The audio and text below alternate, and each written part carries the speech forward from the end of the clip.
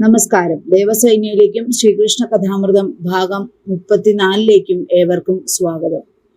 ബ്രഹ്മാവിന്റെ ഭഗവാനെ കുറിച്ചുള്ള വർണ്ണനയുടെ തുടർച്ച.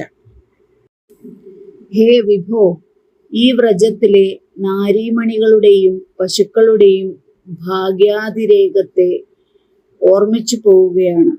ലോകത്തിൽ അവർ തന്നെയാണ് ഏറ്റവും ധന്യധന്യകൾ, സംശയമില്ല. നിന്തിരുവടി അവരോരോരുത്തരുടെയും സന്താനമായി ഭവിച്ച് അവരുടെ സ്തന്യാമൃതത്തെ അത്യാനന്ദത്തോടുകൂടി പാനം ചെയ്തു. അത്രത്തോളം അവരിൽ അവിടുന്ന് പ്രസാദിച്ചുവല്ലോ. അനാദികാലം മുതൽ ചെയ്യപ്പെട്ട യജ്ഞാദികൾ ഈ പ്രസാദത്തിന്റെ ഒരംശം പോലുമാകുന്നില്ല.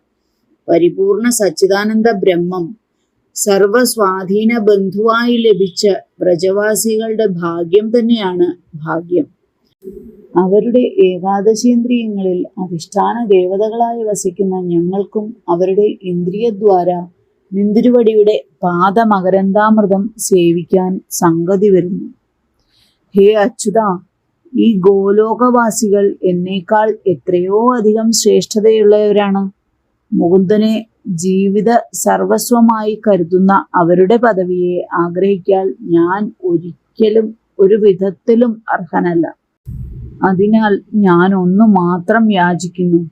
ഈ പുണ്യ വൃന്ദാവന ഭൂമിയിൽ അവരുടെ പാദധൂളി ഏൽക്കത്തക്ക വിധത്തിൽ വൃക്ഷമോ വള്ളിയോ പുല്ലോ കല്ലോ ഏതെങ്കിലും ഒന്നായി ഒരു ജന്മം തന്ന് അനുഗ്രഹിക്കണേ.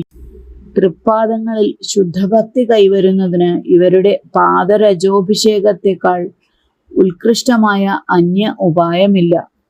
ഹേ ദേവാധിദേവ, ഈ വ്രജവാസികൾക്ക് നിന്തിരുവടി എന്തു ഫലം നൽകാൻ പോകുന്നുവെന്ന് എത്ര ആലോചിച്ചിട്ടും പിടികിട്ടുന്നില്ല. നിന്തിരുവടിയെ പ്രാപിക്കലാണല്ലോ പരമപുരുഷാർത്ഥം. അതിനാൽ അവിടുന്ന് സർവോത്തമ പദമായ തന്നെ തന്നെ അവർക്ക് ദാനം ചെയ്യുമായിരിക്കാം. അതിലധികമായി ഒന്നും കൊടുക്കാനില്ലല്ലോ. പക്ഷേ അതെങ്ങനെ മതിയാകും? കപടവേഷം ധരിച്ചുവെന്ന് വിഷലിപ്തമായ സ്തന്യമൂട്ടി കൊല്ലാൻ ശ്രമിച്ച പൂതനയ്ക്കും ഈ ഗതി തന്നെയല്ലേ കൊടുത്തത്? അങ്ങനെയിരിക്കെ ഗൃഹം, ധനം, പുത്രൻ, പ്രാണൻ ഇവയെയും ആത്മാവിനെ തന്നെയും സർവസമർപ്പണം ചെയ്ത് നിരന്തരം വാത്സല്യഭാവത്തിൽ സേവിക്കുന്ന ഇവർക്ക് അത് എങ്ങനെ മതിയാകും? ഒരിക്കലും പോരാ എന്ന് തോന്നുന്നു. ഭാഗ്യവാരിധികളായ അവർ അതിശയ പ്രേമഭക്തിയാൽ നിന്തിരുവടിയെ കടക്കാരനാക്കിയിരിക്കുകയാണ്. അഹോ, ഇവരുടെ ഭാഗ്യവിശേഷത്തിനു മുൻപിൽ അനന്തം പ്രണാമങ്ങൾ.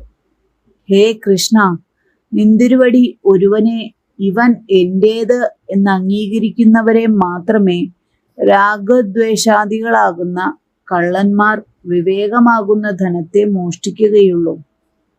അതുവരെ മാത്രമേ ഗൃഹം കാരാഗൃഹം പോലെ ബന്ധഹേതുവാകുകയുള്ളൂ. അതുവരെ മാത്രമേ മോഹമെന്ന ശൃംഖല ഒരുവനെ സംസാരത്തോട് ചേർത്ത് ബന്ധിക്കുകയുള്ളൂ. അവിടുന്ന് അംഗീകരിച്ചു കഴിഞ്ഞാൽ ഇവയൊക്കെയും അനുകൂലമായി മാറി അവിടുത്തെ സേവാർത്ഥമായി ഉപയോഗപ്പെടുന്നു.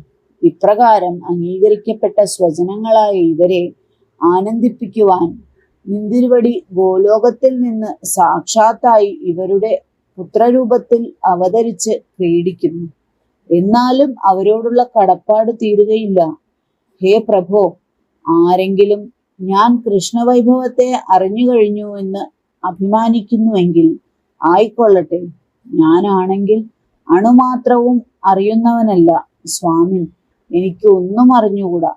ഈ ദാസന്റെ സർവാപരാധങ്ങളും ജ്ഞാനാന്ധത്വം കൊണ്ട് ഇപ്പോൾ ഇവിടെ ഉണർത്തിച്ചതിലുള്ള പിഴകളും പുറത്തനുഗ്രഹിക്കുമാറാകണം.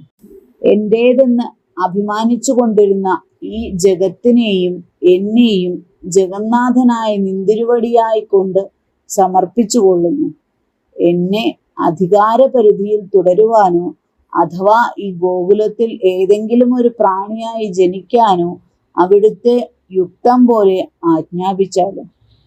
ഹേ കൃഷ്ണ, യാദവകുലമാകുന്ന താമരയെ വികസിപ്പിക്കുന്ന സൂര്യദേവ, ഭൂമി, ദേവന്മാർ, ബ്രാഹ്മണർ, പശുക്കൾ എന്നിവരാകുന്ന സമുദ്രത്തെ വൃദ്ധി ചെയ്യുന്ന ഓഷധീശ്വര, അധർമ്മമാകുന്ന തമസിന്റെ സംഹാരക, രാക്ഷസ ധ്വംസക, സൂര്യാദി തേജോധാമങ്ങൾക്കെല്ലാം പൂജ്യനായ ഹേ ഭഗവൻ, എന്റെ ആയുസ്സായ കൽപ്പകാലം മുഴുവൻ നിന്തിരുവടിയെ നമസ്കരിച്ചുകൊള്ളുന്നു. നന്ദി, നമസ്കാരം.